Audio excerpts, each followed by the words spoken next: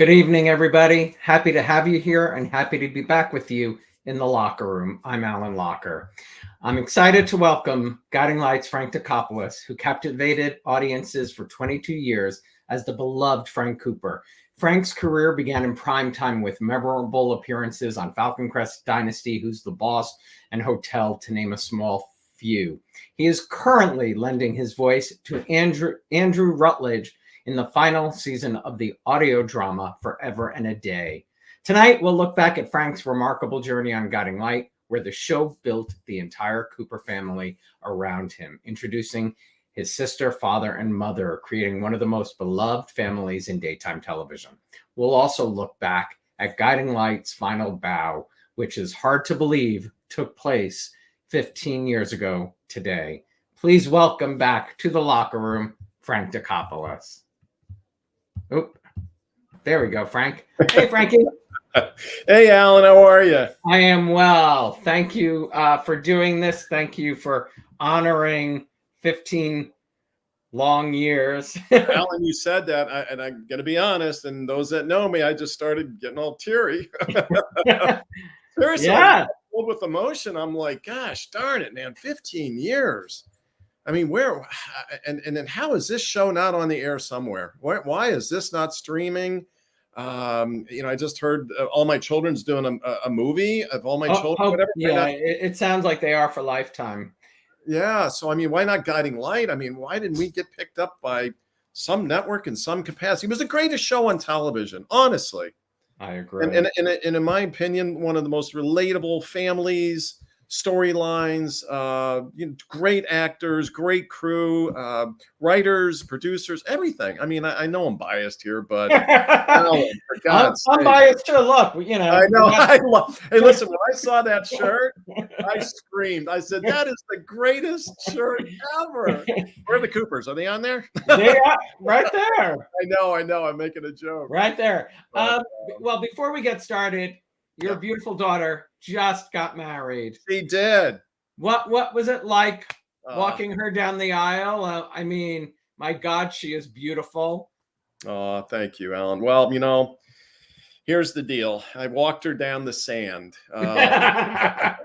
She got married in Manhattan Beach, and that photograph, we were in a holding pattern because the photographer was late to the wedding, and all the guests were sitting in their chairs, and Greg was waiting for her with our family and his family, and we're all waiting for the photographer. So my niece, Alessandra, was up there with Olivia and I, and we're just like waiting to go down. And oh my God, Olivia goes, Dad, so what's going on today? And she turned my cell phone because I was just taking photos and everything else, and Alessandra was taking pictures of us. She goes, what's going on today? Whatever. Talk about number of takes. I had to do it like 5 or 6 times because I couldn't get through it. I was bawling my head off like a baby. But it was a beautiful, beautiful day. And Greg and his family are just wonderful. And those two are just peas in a pod. And we could not be happier. It was just an awesome, awesome moment. Yeah. Very, very proud of her. Just a beautiful young lady. Just so proud of her. Well, she's got, great role models. You and Taya have been married, I believe, for 34 years next month. Yeah. What do you remember? I've been together 35, married 34. Wow. What do you remember about your day, and what makes this beautiful relationship work? About when Tay and I got married? Yeah. Well, here's the deal. When we saw each other, it was just a done deal right from the start. Taya will go and will say all the time that the second she walked in the room and she saw me, she will say that that's the guy I'm going to marry. That's the man I'm going to marry. And she was going to be the last of all of her friends to ever get married. So for her to say that and do that was unbelievable for her. But then when I met her and saw her, we met at a movie audition at Paramount Studios in New York City at the Paramount building there. And I saw her. And from that moment forward, we never have been apart. It was just, we went, here's a great little story if you want just a little we auditioned, and then I went to the elevator after my audition, and there was something about this woman that I just met that I just couldn't push the button in the elevator to go down. So I'm waiting, and all of a sudden the door opens up and she's walking out the door and she's got this big smile on her face. And I'm like, how did it go? How did it go? She goes, great, great. And so I said, did you get a call back? Are you coming back? And she goes, no, did you? And I was like, yeah.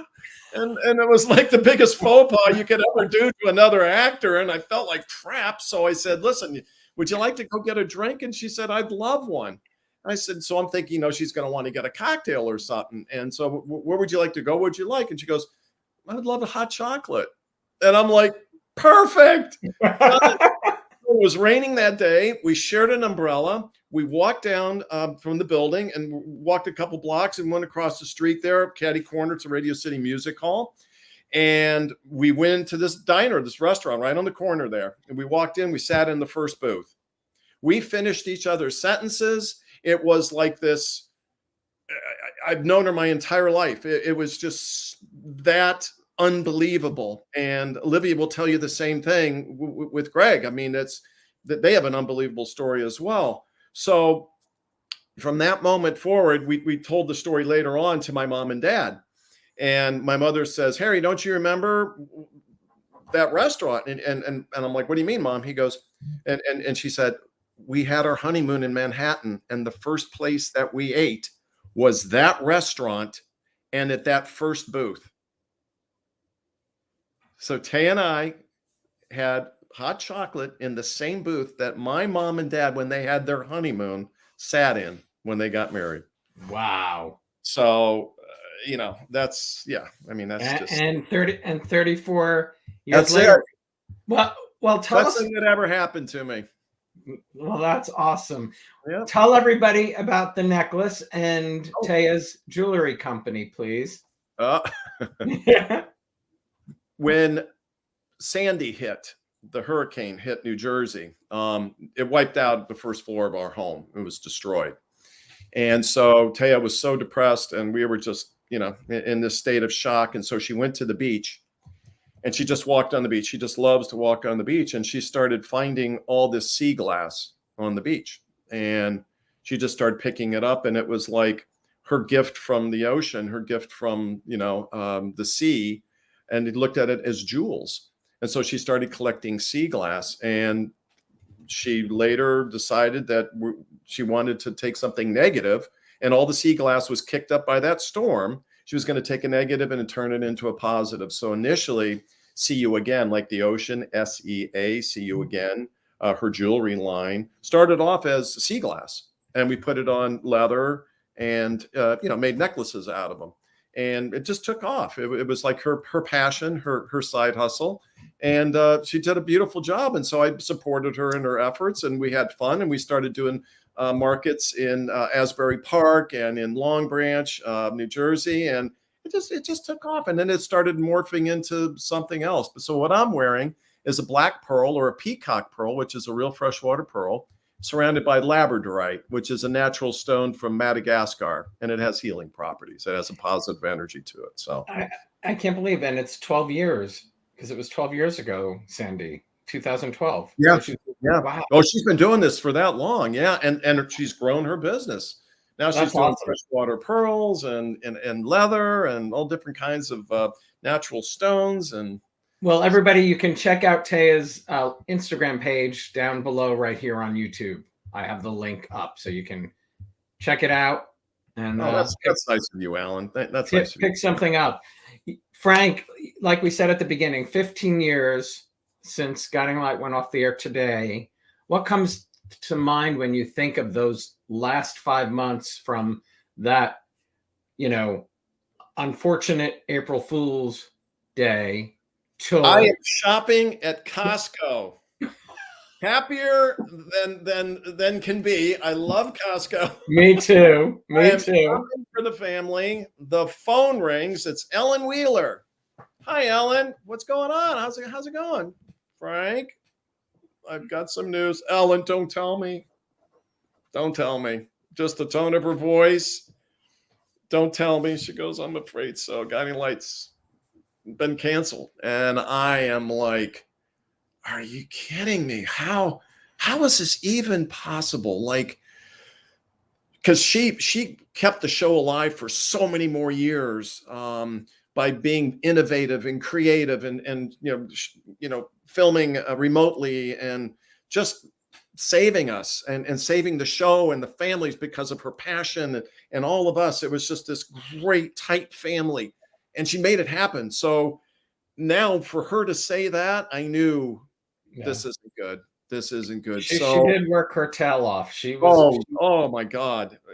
Everybody did. And yes, she did as well. And the producers and the writers, and God bless them all, honestly. So the last 5 months were just beyond bittersweet, sad, but I say it all the time that when, your storyline's hot, you're spending more time with your TV family than you are with your real family. I mean, they're long days. I mean, for those that don't know, you have to be there at 7 a.m. You're in rehearsal hall probably till about 8:30. And you get into hair and makeup, and you're on the floor at 9 a.m. and you could be there till 10, 11 o'clock at night if you're pulling the double. So long days, 5 days a week, all year long. You get the holidays off, but there's not a hiatus. So I truly, truly miss this show and all my cast members. Beyond family to me, truly. And what, Alan, come on. I don't need to, I will brag about our alumni, but my God, look who's out there still working and just killing it. So proud of everyone. Just really. And that's a tribute to Betty Ray and Rob DeCina and, Ellen and Procter and Gamble and CBS, just everybody working together and just bringing in great people. Yeah. And it's a testimony that everybody's still working. So it's really beautiful to see people, doing what they love to do. Were you happy with Frank's ending up with Blake, Liz Kiefer? I love Lizzie. I love her so much. It was, interesting question. Just an interesting question. I thought it was a vehicle to start wrapping up storylines and trying to put people together. Frank and Blake, she was my best friend. And going back to Sherry Springfield, and then Lizzie coming on and playing Blake, who was just adorable, and her relationship with Jerry Verdorn, and then my relationship with Ross. It would have been interesting. I was just recently asked a question about that. Where would you see Frank today? Like, let's say there was a movie being made or a primetime show. And I thought, well, he would either be with Blake somehow, some way, maybe Eleni back in the picture, or somebody new. That just, so that's a good thing. It's interesting because, Kiefer, it's nothing about that at all. Absolutely. Well, the show wanted Jerry back, but One Life to Live wouldn't allow him. Right. And I'm sure it would have been a different ending if Ross had returned. Yeah. Frank would have been alone. Possibly, or possibly, the writers would have had to have been creative in another way, for sure. Yeah. Absolutely. And you know what? That was Frank's history, basically. Mm-hmm. Sad in love. With Natalia, being taken from him. Basically, I'm going to say taken, but she falling in love with Olivia. Eleni, that whole thing with Alan Michael. It was Frank. Frank did not, he was so wrapped up. Unlucky in love. Very unlucky in love. He was so family driven and oriented and career driven, trying to always better, thinking of everybody else but himself. And, dealing with his father, his mother passing away. Oh my God. The Coopers were, I loved it. I was deeply honored. The Coopers didn't lack for drama. That's for sure. No. Honestly, I had the greatest dad. I mean, Oh, Justin Dees, are you kidding me? we will get to Justin. I wanted to read what D.L. Hudson said. He said, my Greek grandma loved Frank. Every day at 3 p.m., she put it on CBS for Frank and Elaine. Oh, that's cute. That's cute. There was a huge Greek following. Yeah, of I don't know, course. and you mentioned this at the very beginning, but I initially read for the role of Will Jeffries. Yeah, you did, Yeah, which is 22 years amazing ago. to me. Yeah, Which is amazing. yeah, when you look at that character and you look at Frank Cooper, it wasn't happening. But Well, from what take I've us back heard, to meeting with Betty Ray. yeah, well, I was living in California, living here, and I was actually starting to just get a lot of work, and all those shows that you mentioned at the top of the show. I really started booking stuff, and I was really, really excited and just settled in when Betty Ray comes to town, and my agent says, "Listen, there's a soap opera in New York, and Guiding Light. They'd like to read you." So I went in, really hit it off with Betty Ray. She says, "We'd fly you to New York. We want you to screen test." And so when I went there, I did it. I was sicker than a dog. I had 102 fever. I had the flu. And all I wanted to do was just go in, do my audition, and get back on a plane and come back home. I couldn't believe the timing of it. Oh, So, God. yeah, it was unbelievable. So before I actually, I want to give credit to Bobby Hoffman. Bobby Hoffman was an ABC um, uh, in casting. He cast Happy Days. He was did a lot of sitcoms for ABC. So I took an improv class from Bobby, and I went in there and I said, "Bobby, I got this audition," and it started off with what was her name? Roxy, the Oh, character yeah. of Roxy. And it was a scene in a cafeteria where Frank is holding a tray. He walks into the cafeteria, he sees Roxy, and he is supposed to opening line is, "Excuse me, is this seat taken?" And then you sit down, and then she says, "No, no, not at all. Go ahead and sit down, whatever." Bobby Hoffman said, "Do this. What do you think about this?" And he said, "I want you to go pull out the chair, sit down, take a bite, a look across from her, and then say, 'I'm sorry, is this seat taken?'" And Roxy Farrell, I think that's what her name was. Christy Farrell. Christy Farrell. She broke up. She just started laughing. We did the scene. I got back on the plane. As I'm flying back to the West Coast, they're calling my agent saying, "He's not right for the role of Will Jeffries, but we like him, we want him, and we're going to write and create a whole character just for him." That's why Frank is Frank. That's why he had a whole Greek background. That's why he started in the garage as a mechanic, because I worked at Firestone Tire Rubber Company in Houston, Texas, in a garage.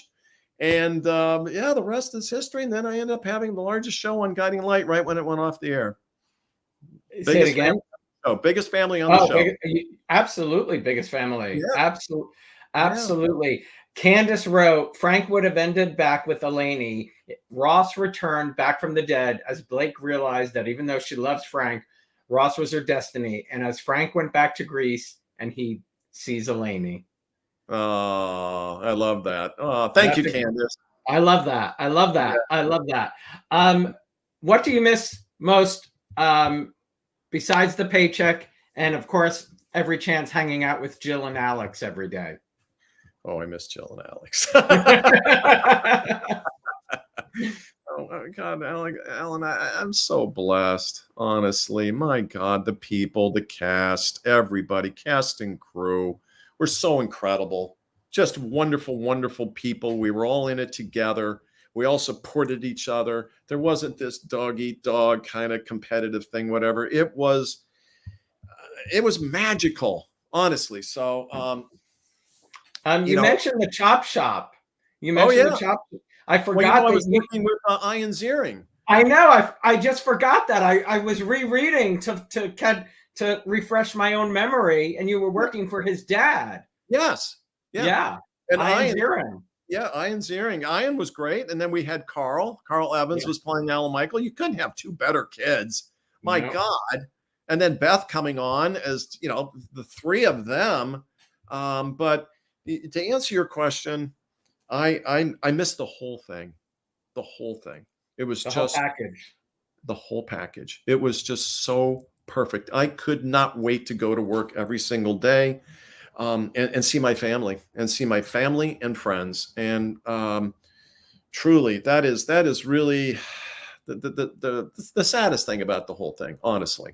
You'll hear other shows say, oh yeah, whatever, but this show truly was so tight and just so supportive of each other, and we all got along great. And the thing that was really interesting, if somebody didn't kind of fit in, whatever, they weren't there that long. Kind of interesting. Yeah. You know what I mean? They just, for whatever reason, didn't work out, or it didn't fit. So just a testimony once again to the executive producers, the network, Procter and Gamble, Betty Ray, God bless her. Oh my God. And Rob DeCina. Yeah.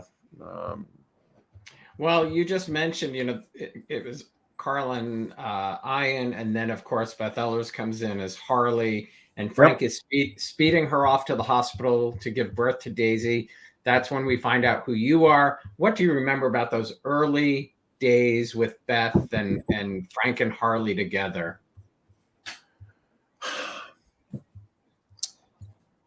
She could not have come on in a more powerful scene. In a car, giving birth to a baby, and I think it was Point Pleasant or whatever. I remember the lighthouse there. We were on doing a remote, and I'm like, this is kick ass.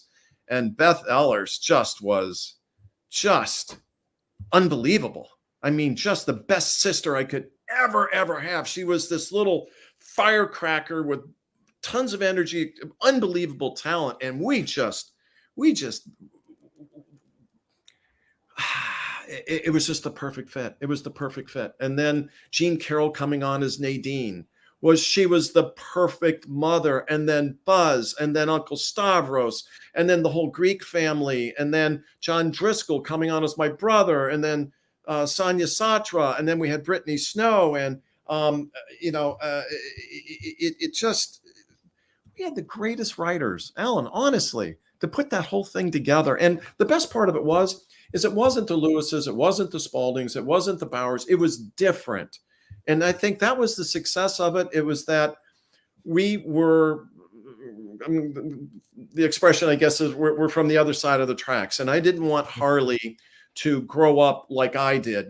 Mom and Dad abandoned us. Buzz and Nadine abandoned us as kids, and I had to raise Harley all by myself.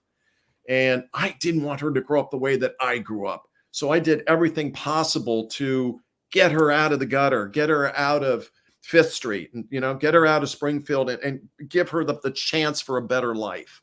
And I'm going to tell you something right now. This is just, and Beth will tell you the same thing.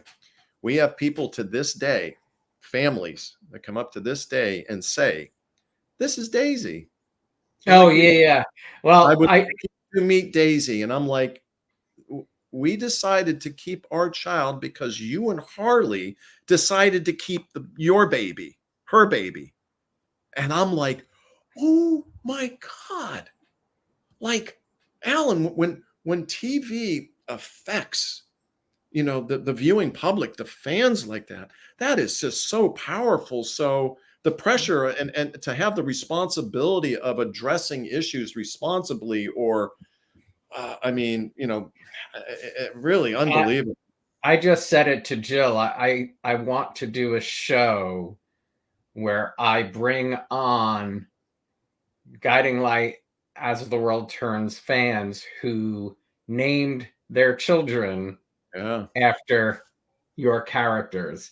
Yeah. But I would also like the fans who named their children. I want the child on as well. I want to hear if the child even knows who Daisy is, who Harley is, who Frank is, because I know there are millions of kids out there. Alan, just not one Daisy, numerous Daisies. Yeah, I'm sure. Over the years, I've met Franks, I've met Harleys. Absolutely. Jill was saying she met a Reva somewhere. I'm sure. Maybe it might have been at the vet. Now I'm going to take this one step that is just so, for me personally, it was so powerful. And that was, there was a young lady who was in the hospital, and oh geez, now I'm going to get all emotional. I didn't She had, ask. You brought it up. yeah, I know it, but I just want to, just the responsibility of, and good writing, and just great storylines and everything else. To make a long story short, and I'm going to try to get this out, but she was dying, and her favorite show was Guiding Light, and her favorite, gosh darn it, and her favorite character was Frank. And sorry, It's the impact. sorry, These but shows impact anyway, people's her lives. family said that it was the only thing keeping her alive, was looking forward to, oh God, watching the show every day. And so I went to St. Patrick's Cathedral in Manhattan, and I got these little guardian angels, like little pins. And so I sent them to her to put on her pillow, to protect her. Gosh darn it. So anyway, make a long story short, unfortunately, she passed away, and her parents mentioned me in the eulogy and buried the guardian angel with her in the coffin.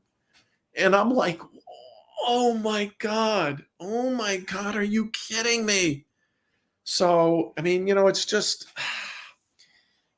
sorry about that. I mean, Now it's you just don't apologize at all, Frank, and you don't realize, you really do not realize the impact that going to work to make a soap had on so many people's lives. Eric just mentioned Franks are real. Everyone needs a Frank in their life. You mentioned many of these names, but tell me what comes to mind, when I say Jean Carroll. Oh, I could not, just a burst of energy and sunshine, and the perfect Nadine. It's exactly how I would picture Nadine being. And that is when people ask me, what are your biggest regrets or saddest storylines, is when they decided to kill her off. I thought that was, I didn't like that at all. I thought that was horrible. I thought that Jeannie should have absolutely been around to wreak havoc with Buzz and get in Frank and Elaine's business and Harley's business. And, I thought it was really cute that she was, going off with Jordan Clark, Billy. That was fun. And, it was interesting. That story saddened me. And Buzz lost both his women. Yeah.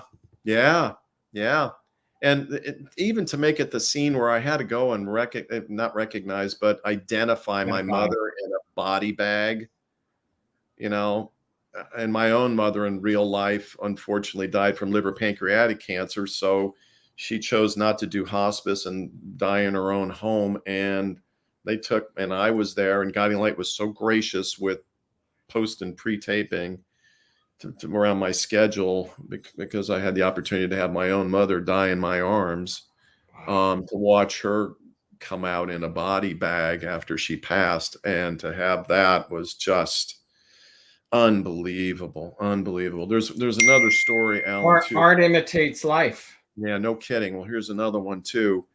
The fan mail. The fans really, I am so grateful for all the fans, Alan. I cannot thank them enough for believing in me, trusting in me, and watching me and supporting me and my family, and watching the show, because they're truly the ones that have kept this alive. I know we're in their living rooms every single day, and they were living vicariously through our characters and everything. But another powerful story came about when I used to get fan mail, and CBS had to start going through my fan mail because I started getting, I didn't want to give wrong advice or bad advice to fans, saying, hey, what about this situation? What do you think I should do? Whatever. And I used to get fan mail saying, I wish I had a father or a big brother like you, because so-and-so wouldn't beat me up every day.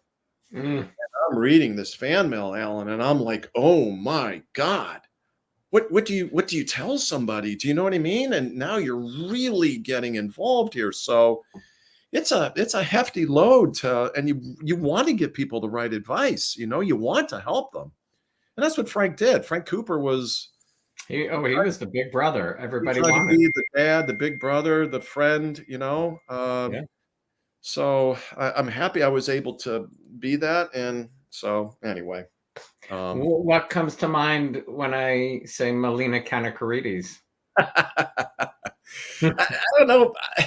I don't know if anybody, some people probably know this, but my mom and dad and her mom and dad were best friends in Akron, Ohio before they were married. So crazy. I knew that story. That's how far back I go with Melina Kanakarides. So, you know, Greeks having all these parties. My mom used to throw all these parties in church and every Sunday and everything else. So mom would have, you know, the Kanakarides over, or we would go over to their house, and Melina, you know, whatever. And she would be this little girl that you know, that would come and be at the family, you know, be with the family party and everything else. And so one day she, you know, she goes off to school. I go off to, you know, Texas and then to California, whatever. And, you know, our family stayed in touch in Akron, Ohio, and the Greek church and all that. But, you know, I mean, it's really the small world of that you end up. Yeah. Not only on she walks into the studio one day. She walks into the studio. I'm in the makeup room. I'm like, hey. She goes, hi. I'm like, what are you doing? She goes, I'm reading for the role of your wife. I'm like, what? What? And, you know, could not have been a better choice. She's the quintessential Eleni. Yes. The accent, having the history, the you know, just unbelievable. Having that last name. Yeah. Exactly. But we both had the same background, same heritage. Yeah. So it was all about family, close-knit, stubbornness, you know, pride and all this. And it was perfect. Well, perfect. Speaking of perfect. Thank you so much. Oh, wow. Wow. With this ring, Frankie. Oh.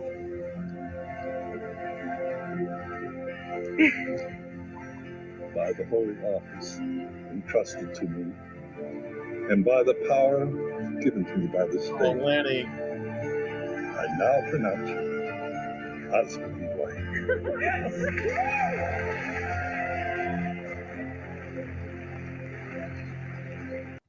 That's wonderful.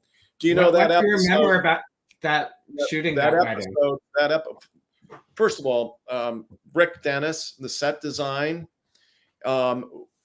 he was unbelievable what he would create. It was the first time that the entire studio was used as Fifth Street.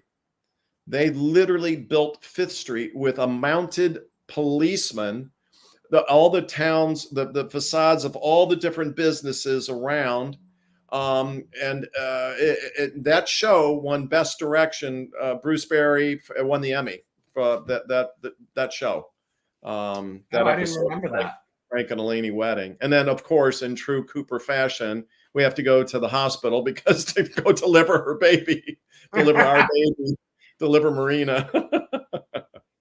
Absolutely. Well, speaking of that, just at the same time is when Justin Dees. Talk about Justin.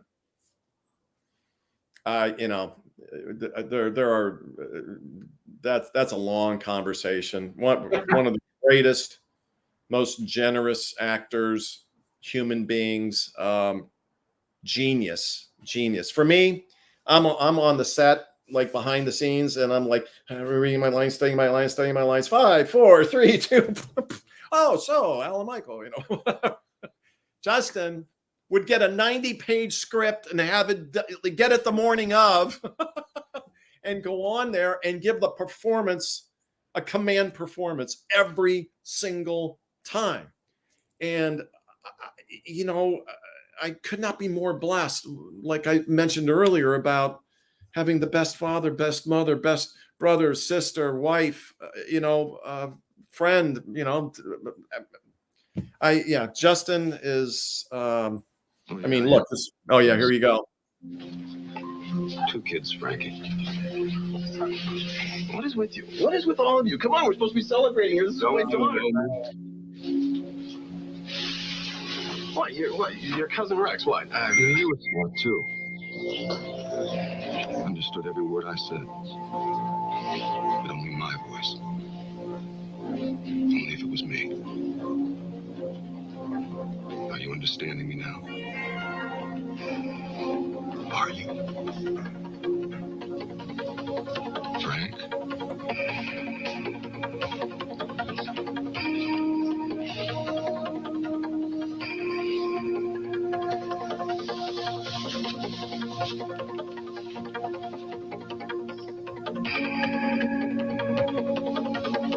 I love the quality. Call me Dad. Nobody's called me that for a long time. I didn't want him here today, Frank. Not today of all days. It does something to you. You'll know when you hear your little girl say it. This was his idea. I mean, that Alan. family. I mean, Oh my God. do you remember who told you? I mean, did you know when I know you were they created Frank for you and they created this Jill Farron Phelps calls me into her office. She goes, sit down. She says, I'm bringing you a daddy. I'm like, okay, that sounds great to me. She goes, you're going to love him. You're going to love him. The two of you are going to be unbelievable. And the rest was history. Jill Farron Phelps. She worked with him on Santa Barbara, right? I believe. Yep. She was really good with people that way. She, who she picked Melina.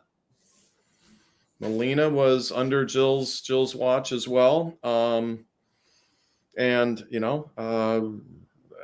I'm forever grateful for all those choices. And Harley, I think, was Michael Joe Gibson or Joe Wilmore. Joe Wilmore. Yep. Joe Wilmore. Yep. Just unbelievable. Boy, watching those scenes, Alan, you see Justin just lasering into me. And I'm like, oh, that's such a powerful moment. And Mark Derwin had the best, Mal, had the best friend. He was on and off the screen. Mark was, to this day, Mark's out here in California, and we see each other, occasionally, whatever. And you did. That's awesome. Yeah, I knew that. To this day. Yeah. Talk about Aubrey Dollar. Oh, yeah. Aubrey was, Justin loved Aubrey as well. I think it has to go back to the Irish thing. Aubrey was, I met her at an appearance. It was on one of the piers in Manhattan. It was a big function, and can't remember who introduced us, but they said, she's coming to play Marina. And I am like, oh my God. And I saw her for the first time, and I'm like, she had this like reddish hair. She had this fiery kind of, spirit about her. And I am like, okay, this is going to be interesting. This is going to be fun. And Justin I just looked it up. So you probably met her because I believe, I remember, because I probably have a picture. I think Aubrey came to our Christmas party at the pier, and it says that she started, I just looked it up, January 15th, 2002. So it was probably at the P&G Christmas party. Yeah, I'm telling you, it was at you said on Chelsea Piers, we had the parties there around that time. Yep. And then Mandy Bruno came on to play Marina afterwards. Mandy's birthday is Friday. She was I love you, honey. I miss you. She was a great replacement for Aubrey. How do you fill that role? And she did a terrific job. These are tough characters. But you know what? Mandy was strong. Marina needed to be strong. Are you kidding me? Coming from that family, she needed to be independent, fiery, strong, and beautiful. She was beautiful. Mandy's beautiful, and so was Aubrey. Just beautiful women. Oh yeah, both inside so, and out, inside and out, inside so and out. talented. Yep. I have to tell you a funny story. Yeah. Matt Bomer. Matt was on the show, and he was. I'm trying to remember. Fletcher's son, Ben. Ben came on as Ben, correct? Yeah. And Aubrey had the dressing room next to me when we were at 44th Street, and I just remember them always like talking and like hanging out and everything else. And so I thought it was the cutest thing that our like I used to hang out with Jerry Verdor. Jerry, I would go, I called him Uncle Jer. Uncle Jer, knock on the door, come on in, Frank, whatever. And we would sit and we would just talk and spend time. And I used to go and talk with Larry Gates, HB, just hang out and talk to Larry. And Bill Rourke. I mean, I came in at a time with classic actors. Oh geez, I'm having a mental Alan Spaulding, the original Alan Spaulding. Chris Burnell, my God, you want to talk about intensity. Holy smokes, he was the perfect Alan Spaulding. And Ron Raines, I mean, my God, who doesn't love Ron Raines? So I agree. Yeah. I mean, casting is everything. Casting is everything. And then especially when you're bringing in a Ron Raines or a Mandy Bruno, a replacement, the writing has to be spot on, because the viewer has to fall in love with that new actor. Yep. And if the writing doesn't click, I think we as the viewer have a hard time falling in love with that character. It's so true. You asked me a question earlier, and I wanted this will kind of help and sum this up. It was, I think, Jill Farron Phelps when Jaden, our son Jaden, was born, and I think Morgan England, same thing. Jill turned one of the conference rooms into like a party where they threw like a baby shower for Jaden when Jaden was born, whatever. And all the cast was there, and they had gotten Jaden a chair with his name on it, and just a cake, and for Taya and I. And now Jaden is 30 years old. He's heading up the AI department of sciences at Wharton College, Business College. He's the head of the AI department there. We're so damn proud of him. And now he's engaged. He's engaged to Bailey Warder, and Bailey just got her doctorate from UPenn in genetics. Oh, wow. So when you're talking about Guiding Light off the air 15 years, here our daughter Olivia got married 3 weeks ago to Greg Auerbach, wonderful family. And they also live in New Jersey. So 2 kids from New Jersey meet in California. And then Jaden. Oh, Greg is from New Jersey as well? He is. Yep, Greg But Auerbach. They didn't know each other in New Jersey? Nope. Where in Jersey? Do you know? Yes. We were just there for a party outside Princeton. Princeton. Yeah, down south. Wow. Yeah. Random. Yep. And so, Jaden,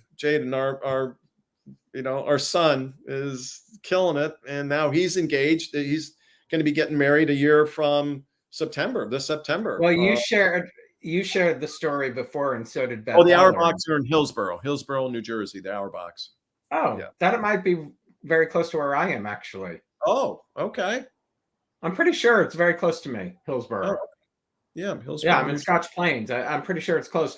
I loved the story that both Beth Ehlers and you shared about Beth in her new career bumping into Jaden. Are you kidding me? Jaden is in his I'm going to call it the science center, because he was working with different technologies and stuff for the environment and everything else. These gliders that would go in the water, and they would give the water temperature and the currents and everything else. And so he would give these tours to people coming in and looking what Rutgers was doing in their various departments. And so all of a sudden, Beth Ehlers comes in out of left field, nobody knowing nothing, with like a little entourage coming and seeing. She looks up and she sees Jaden, who she hasn't seen in years. And she goes, I know you. I know your dad. I worked with your dad. And Jaden's like, no way. I mean, Alan, that is just so random. It's and I'm crazy. so proud of Beth. Beth, yeah, Beth is. She's I love that. Yeah, she sharp, really cookie, followed. Smart cookie. Absolutely. Yes, she is. Frankie, along with Michael O'Leary, you two were big goofballs. You didn't always pay attention to the schedule, and you got yourself in a little bit of trouble when they were taping out of order. Do you remember that? You cut your hair. Oh man, yes, yes. Is Alex chiming in? No. Jill shared that. Oh, Jill shared that. Thank you, Jill. I'm sure Alex is laughing right now as well. You know, you must have been. Oh my God. Well, now I know better, but back in the day, you just don't think about if you go in for a little trim or whatever, if you're post or pre-taping. It just doesn't. What you shoot, for those that don't know, what we filmed during daytime aired 2 weeks later. It takes that much time to kind of edit it, get it into the rotation, and for safety and everything else, you have 2 weeks. So if you shoot out of order and you go get a haircut, yes. Oh, Jill, I miss you. I love you. Start writing again, Jill. You need to be writing. She does. Yes. She does. Yes, she And does. you mentioned this earlier. Frank had some great friends: Mallet, Rick, and Matt, Mark Derwin, Rob Bogue, Michael O'Leary, and Kurt McKinney. What was that like for you? I mean, first of all 4 of those guys are great. And it started with Mark. There's a couple scenes. I've got so many stories about Michael O'Leary. Oh my God. And Kurt McKinney, just a great guy. These are great guys. Really just really good actors, but just good people and just a blast to be around. There's a scene in the diner. Joanne Sedgwick is directing it. And Mark's sitting across from me, sitting down in a booth. And he, for whatever reasons, decides, as during our dialogue, he goes, listen, at this point, I'm going to drop my fork. I'm going to put my fork down on the table, and I'm just going to look up at you. And I'm like, when the scene starts and I see him slowly, he's such a little troublemaker. Totally. Oh my God. He put the fork down and then looked up at me, and we just started cracking up. We laughed probably for a good solid 5-10 minutes. And all of a sudden we hear over the speaker, Joanne Sedgwick go, stop, you're killing us, in the booth, in the control booth, because we just couldn't get through the scene. We were just laughing that hard. And Michael O'Leary was always the king of practical jokes. And I loved them as well. Oh my God. And we got into so many water fights. Justin Dees dumped an entire garbage can of water on me, literally dumped it on me. We used to have squirt gun fights. We used to play practical jokes on each other. And it's so funny because, Rob Bogue was funny too. Like, both Mark Derwin and Bogue had great senses of humor. Yeah, they did. Rob was great too. Rob was absolutely. But as Mallet, that's interesting, right? Isn't that they both really had interesting senses of humor? They did. Absolutely. And dry sense of humor, which was clever, quick, and clever sense of humor. Rob was perfect. Yeah, Rob Bogue, absolutely. Wow. You not only lost your mother, then you lost your brother on the show. Talk about John Driscoll and having him come on. Oh, just a sweetheart. I love John. I don't, yeah, I don't know how these stories come and go and what decisions are made and all that. It was heartbreaking. And John is playing a character on Forever and a Day. I'm doing this podcast, and John is one of the characters, and Beth actually was on the podcast as well. So yeah, it's great having a half brother, that from a different mother. You know what I mean? Yeah, totally. He brought in a whole, just a whole sense of himself. You know what I mean? Which he needed to be, and yeah, those are never fun. The Cooper family things. were good people. Yeah. Eric just said, I remember Frank saying that Malin and Frank were the Starsky and Hutch of daytime. It was true. I loved going on like a case or doing something with him because it was always hysterical. I tell Mark during this all the time that I wished that he and I had a series or something where we were absolutely doing that, because it was like the Odd Couple. It was Starsky and Hutch, but it was definitely the Odd Couple as well. But we just gelled. We just gelled from day one, and yeah, no, those are magical times.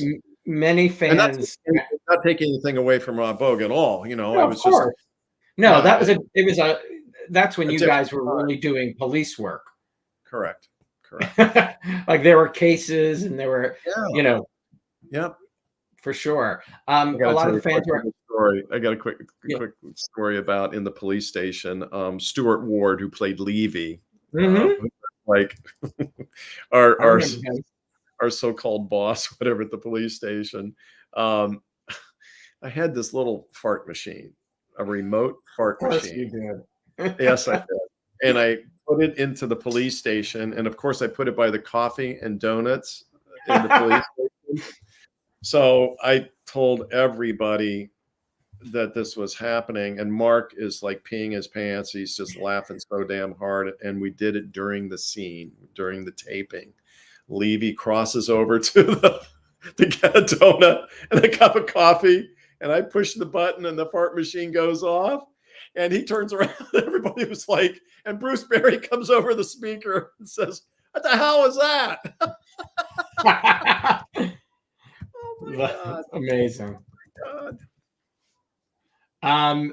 Many fans were writing me and asking if you have any memories of Beverly McKinsey. Oh, she had a great laugh. She had a great sense of humor.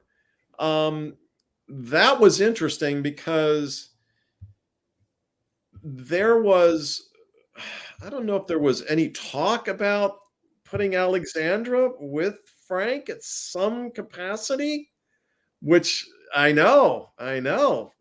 Yeah. Yeah. Very, very interesting. But yeah, Beverly was wonderful. She was just, and Marge Doucet, just, classic Alexandras, honestly. Fantastic casting. Yeah, totally. I totally agree. Well, first of all, I wanted to show this earlier, but I didn't. Oh, see? God, we all look like each other too. That's right. You really do. You really do. What a wonderful picture. Oh, wow. Yeah, Rick Hurst was just a great Alan Michael. I mean, just a perfect Spaulding. Oh my God.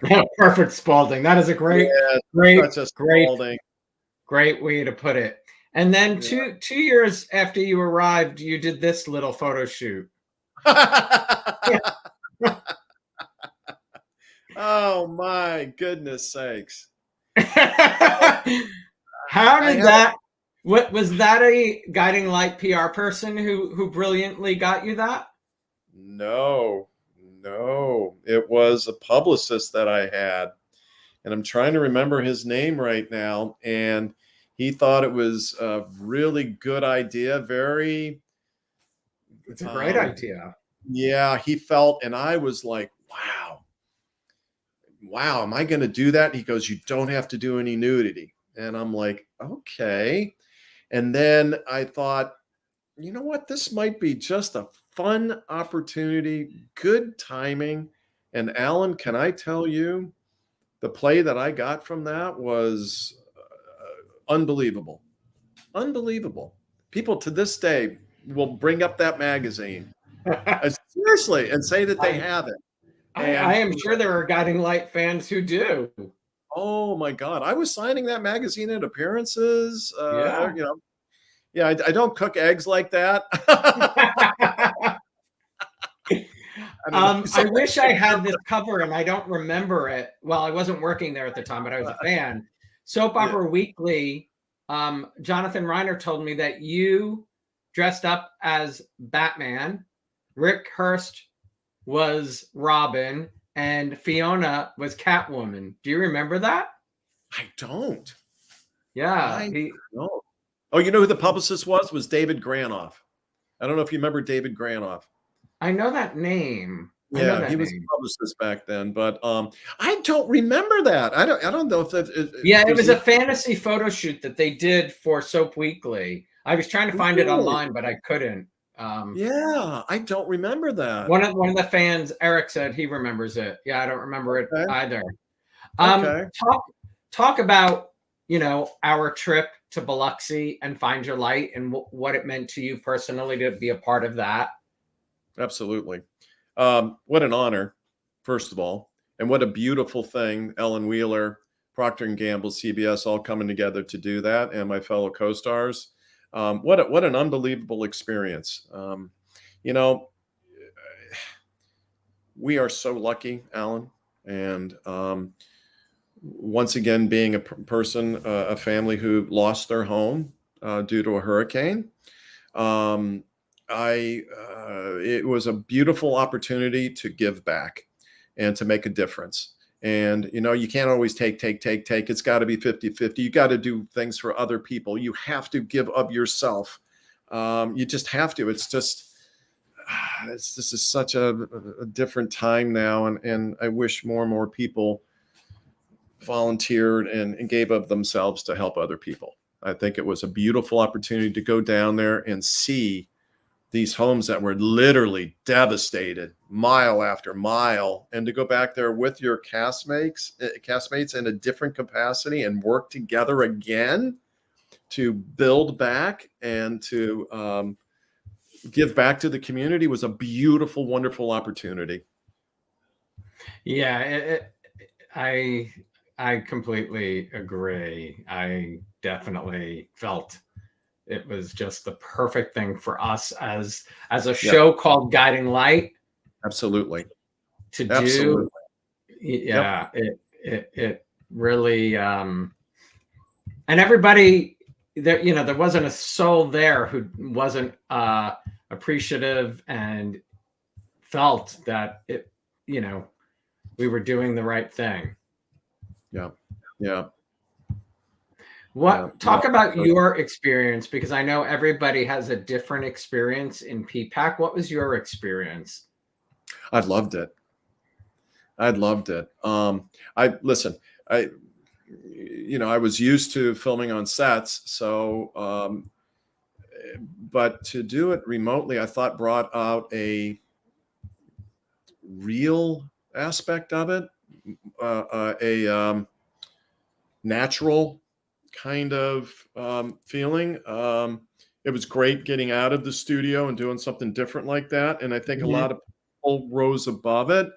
It became, I'm going to use the term more real and honest, so to speak, and not staged. I know you have to hit your marks and but the handheld, I know initially if a lot of people didn't like it, they had to adjust to the camera movement and everything else. But then all of television started doing that. Yeah. You know, you get, I think, our core fans who grew up on the show who had trouble with it, because it was a very different look and feel for sure. I pulled this up quickly from down, that's down in Biloxi. Oh, that dirty rat bastard. That was I love him. Look at that little face. That was in one of the houses that we were rebuilding. Oh, that's so funny. That's so funny. Oh, Jill Laurie said that they could always write an added scene for short shows and have you cross with anyone because Frank knew everybody? I know it's a long time ago. Are there any that stand out in your mind of an added scene that you just were like, oh my God, that was amazing? Jill was always so generous that way. So generous. And I always appreciated her love and support. But you know what? We could only act the written word. And her writing and a lot of the writers were so spot on that I'm trying to remember something specifically that was just thrown together or put together. But when I did do that, it obviously went in seamlessly. Do you know what I mean? That fit in, and I was honored to do that and to be asked to do that. And Frank Some Cooper, of those scenes really ended up being some of the greatest because it just was able to fit into something that was needed on the show. Yeah, you know, like it connected, different things or reminded us of something that we needed to be reminded of, or Well, you just reminded me of something, and that is the character of Frank Cooper literally brushed with pretty much everybody in Springfield. Everybody. So he was kind of, and not invasively, do you know what I mean? Where he could literally go to anyone and have a conversation. So that's kind of interesting. If Jill's still on, Jill, I would love to know if you have any scenes in particular. What those may have been. I think a fan may have asked. She said too many. But talk about the special Wednesday shows where Ellen and Jill wrote the show that you and Tay got to do together. What actually probably one of the funniest, greatest shows for me. They brought Taya on as a blind date, and Harley and Marina put me in the police station. Those were the funniest scenes where they're doing my hair and they're getting me dressed. And Taya did such a great job because, talk about the pressure that's on that poor thing. I mean, to come on with everybody watching, everybody knowing, and everything else, she did a terrific job. She came on as an investigative reporter, but she didn't lead on. And she was coming on as being set up as a blind date. And then Harley decided with Marina to put a wireless mic on me. And so when we go on our date, this is the date. Are you talking about the food fight? No, I was talking about the date. Yeah, the blind date, the special Wednesday episode. Yeah, the blind date turns into the food fight. Oh, yeah, but that episode, yeah. Harley and Marina are feeding me lines to say to Taya on our blind date on top of a rooftop where I kind of set up like a little picnic for her. And then I find out that she's like trying to get information from me, that she's not a plant, but she is, but then she likes me and I like her, whatever. And then somehow we end up going down for this cook-off that we're going to have with Buzz and this famous chef. And it ends up in a food fight. And we had Dave did the weather for CBS. He was a guest on there. Dave Price. Dave Price. Great guy. Guy. And we had this huge food fight. I think I ended up having mashed potatoes in my hair for about 2 weeks. The smell was, but Justin was there, and Taya and Marina and Harley and Coop. It was just so much fun. So much fun. And you know what? The audience loves that kind of stuff. Yeah, totally. You know what I mean? Yeah, they really just like something different, and seeing like a lot of their beloved characters just doing something crazy like that. It was great. It was a lot of fun. Fun. Frankie, before I let you go, I'm curious, who are some of the mentors who've helped you, who helped? You mentioned Bob, who Bobby Hoffman, yeah. I mean, who totally helped that for sure. But I'm curious, are there other mentors who helped guide you?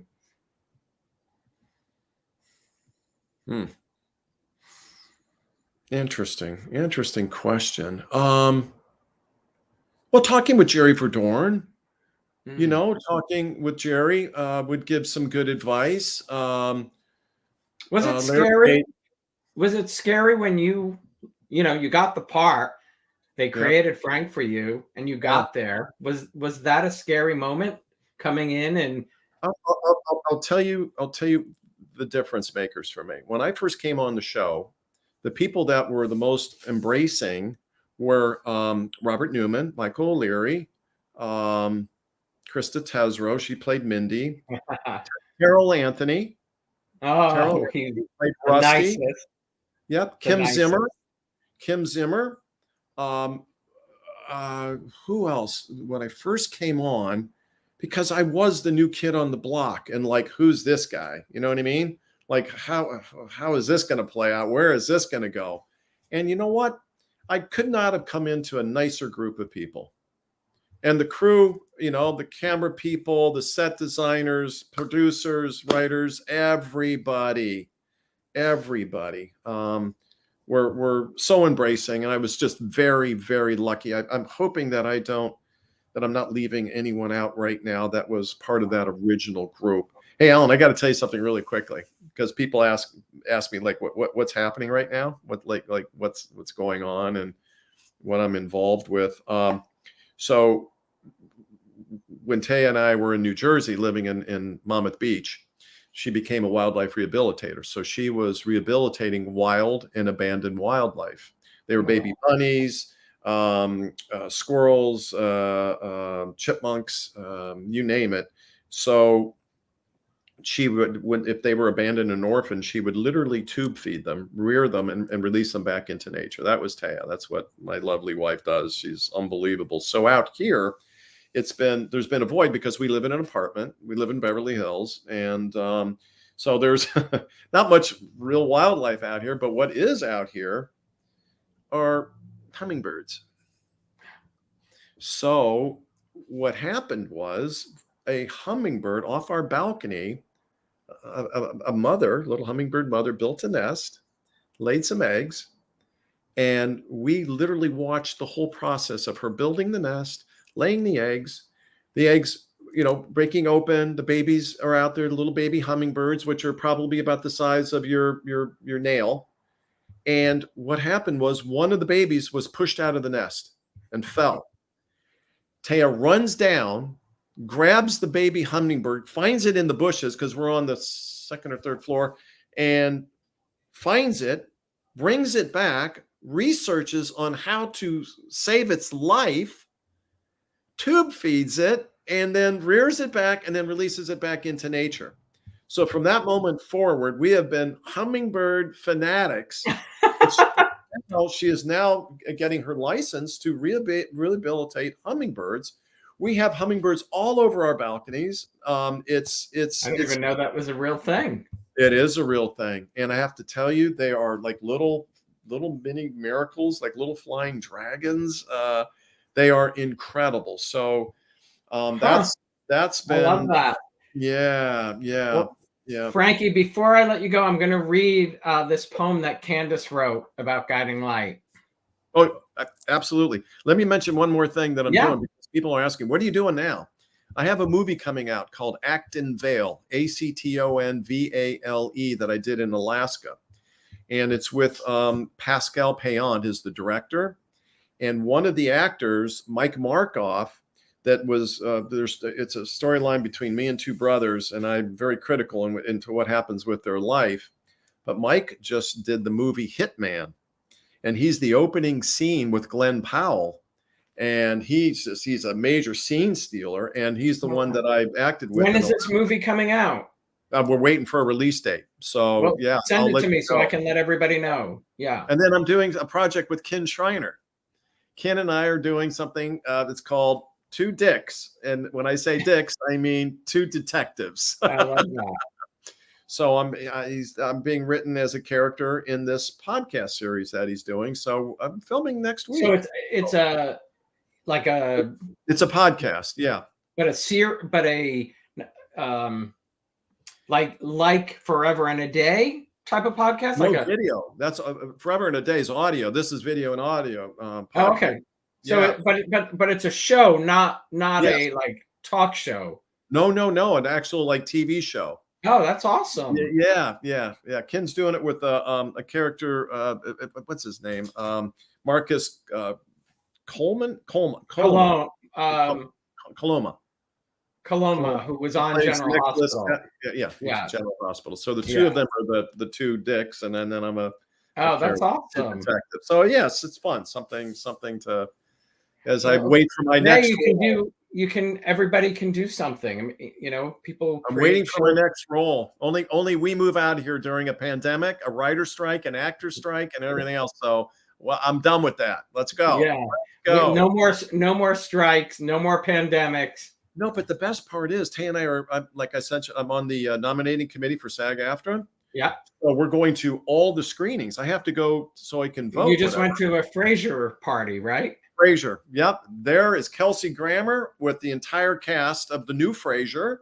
And then I was just with Bryan Cranston, who I got to meet and talk to, with Glenn Powell at another one. So there's a lot of movement. So I'm looking forward to the next venture. But it would be awesome if Guiding Light somehow, some way could find its place. And I'm going to tell you what I'm determined to do to get Guiding Light a Hollywood star. Why not?